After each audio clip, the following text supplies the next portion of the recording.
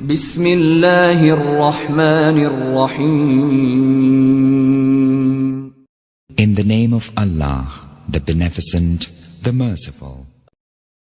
اللہ تبارک و تعالیٰ اس مہینے میں بے شمار رحمتیں عطا فرماتا ہے، اور اس کے بارے میں اللہ کی حضرت عمر رضی اللہ تعالیٰ طبرانی کی حدیث ہے. حضرت عمر رضی اللہ تعالیٰ عنہ سے روایت نبی کریم صلی اللہ علیہ وسلم نے ارشاد فرمایا، وہ شخص بہت ہی خوش نصیب ہے، اس شخص پر رحمتیں نازل ہوتی ہے جس نے سحری کیا، اور وہ شخص بہت ہی خوش نصیب ہے جس نے افطار کیا اور لوگوں کو افطار کرایا. خوش نصیب ہے وہ لوگ. اگر کوئی شخص یہ نہ سوچے کہ ہماری حیثیت نہیں ہے،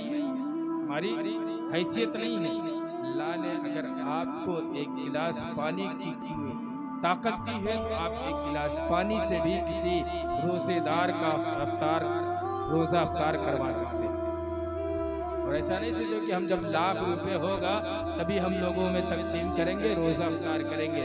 ایسا نہیں ہے، بلکہ اللہ نے اگر آپ کو قوت دی ہے ایک گلاس اپنے گھر سے کسی روزے دار کو افطار کرانے کے وقت پانی دینے کے، تو عنقریب اس تک پہنچا. ورنہ ہم بڑے ہی خوش نصیب ہیں